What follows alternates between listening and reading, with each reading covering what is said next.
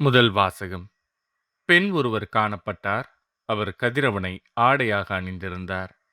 நிலா அவருடைய காலடியில் இருந்தது. திருத்தூதர் யோவான் எழுதிய திருவெளிப்பாட்டிலிருந்து வாசகம். அதிகாரம் 11 இறைவசனம் 19 மற்றும் அதிகாரம் 12 இறைவசனம் 1 முதல் 6 முடிய மற்றும் 10. விண்ணகத்தில் கடவுளின் கோயில் திறக்கப்பட்டது. அந்த கோவிலில் உடன்படிக்கை பேழை காணப்பட்டது. வானில் பெரியதோர் அடையாளம் தோன்றியது. பெண் ஒருவர் காணப்பட்டார். அவர் கதிரவனை ஆடையாக அணிந்திருந்தார். நிலா அவருடைய காலடியில் இருந்தது.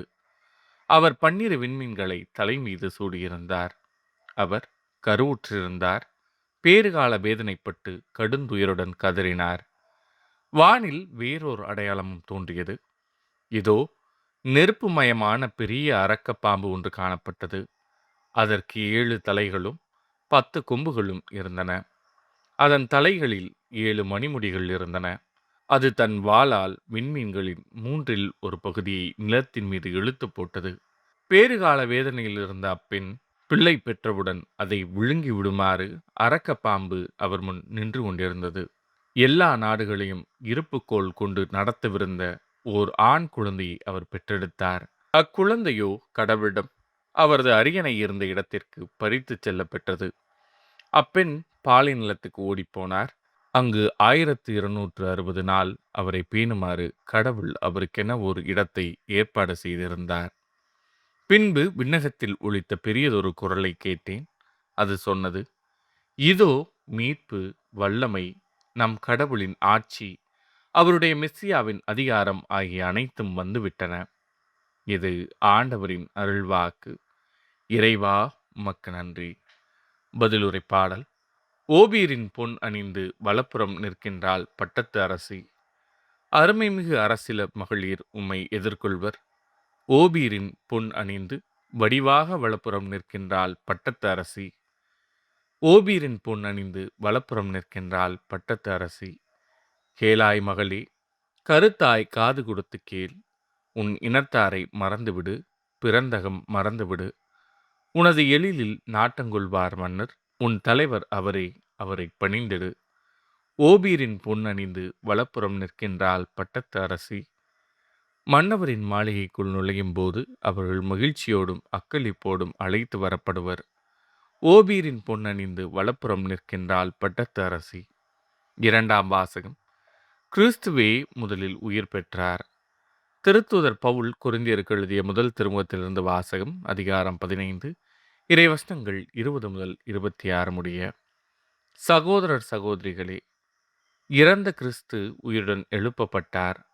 அவரே முதலில் உயிருடன் எழுப்பப்பட்டார். இது அனைவரும் உயிருடன் எழுப்பப்படுவர் என்பதை உறுதிப்படுத்துகிறது. ஒரு மனிதர் வழியாக சாவு வந்தது போல ஒரு மனிதர் வழியாகவே இறந்தோர் உயிர்த்தெழுகின்றனர். ஆதாமை முன்னிட்டு அனைவரும் சாவுக்குள்ளானது போல கிறிஸ்துவை முன்னிட்டு அனைவரும் உயிர் பெறுவர்.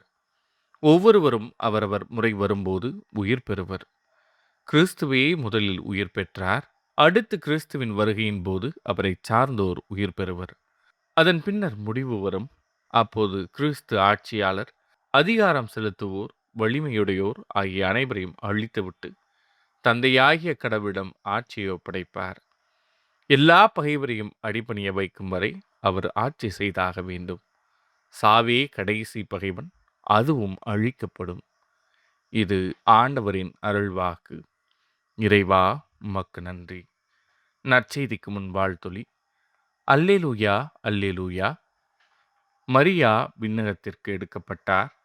வானக தூதரணிகள் மகிழ்கின்றன. அல்லேலூயா. நற்செய்தி வாசகம். வல்லவராம் கடவுள் எனக்கு அரும்பெரும் செயல்கள் செய்துள்ளார். தாழ்நிலையில் இருப்போரை உயர்த்துகிறார். லூக்கா எழுதிய தூய நற்செய்தியிலிருந்து வாசகம். அதிகாரம் 1 இறைவசனங்கள் 39 முதல் 56 முடிய. அந்நாள்களில் மரியா புறப்பட்டு யூதேய மலைநாட்டிலுள்ள ஓர் ஊருக்கு விரைந்து சென்றார். அவர் செக்கரியாவின் வீட்டை அடைந்து எலிசபெத்தை வாழ்த்தினார். மரியாவின் வாழ்த்தை எலிசபெத்து கேட்டபொழுது அவர் வயிற்றில் இருந்த குழந்தை மகிழ்ச்சியால் துள்ளிற்று. எலிசபெத்து தூய ஆவியால் முற்றிலும் ஆட்கொள்ளப்பட்டார். அப்போது அவர் உரத்த குரலில், பெண்களுக்குள் நீர் ஆசி பெற்றவர், உம் வயிற்றில் வளரும் குழந்தையும் ஆசி பெற்றதே. என் ஆண்டவரின் தாய் என்னிடம் வர நான் யார்? வாழ்த்துரை என் காதில் விழுந்ததும், என் வயிற்றினுள்ளே குழந்தை பேருவகையால் துள்ளிற்று. ஆண்டவர் உமக்குச் சொன்னவை நிறைவேறும் என்று நம்பிய நீர் பேறு பெற்றவர் என்றார். அதைக் கேட்ட மரியா பின்வருமாறு கூறினார்: ஆண்டவரை எனது உள்ளம் போற்றி பெருமைப்படுத்துகின்றது. என் மீட்பராம் கடவுளை நினைத்து எனது மனம் பேருவகை கொள்கின்றது. ஏனெனில் அவர் தம் அடிமையின் தாழ்நிலையை கண்ணோக்கினார். இது முதல் எல்லா தலைமுறையினரும் என்னை பேறு பெற்றவர் என்பர். ஏனெனில் வல்லவராம் கடவுள் எனக்கு அரும்பெரும் செயல்கள் செய்துள்ளார். தூயவர் என்பதே அவரது பெயர். அவருக்கு அஞ்சி நடப்போருக்கு தலைமுறை தலைமுறையாய் அவர் இரக்கம் காட்டி வருகிறார். அவர் தம் தோள் வலிமையை காட்டியுள்ளார். உள்ளத்தில் செருக்குடன் சிந்திப்போரை சிதறடித்து வருகிறார். வலியோரை அரியணை நின்று தூக்கி எறிந்துள்ளார். தாழ்நிலையில் இருப்போரை உயர்த்துகின்றார். பசித்தோரை நலன்களால் நிரப்பியுள்ளார். செல்வரை வெறுங்கையராய் அனுப்பிவிடுகிறார். மூதாதையருக்கு உரைத்தபடியே அவர் ஆபிரகாமையும் அவர்தம் வழிமரபினரையும் என்றென்றும் இரக்கத்தோடு நினைவில் கொண்டுள்ளார். தம் ஊழியராகி இஸ்ரேலுக்கு துணையாக இருந்து வருகிறார். மரியா ஏறக்குறைய 3 மாதம் எலிசபெத்தோடு தங்கியிருந்த பின்பு தம் வீடு திரும்பினார். இது ஆண்டவரின் அருள்வாக்கு. கிறிஸ்துவே உமக்கு புகழ்.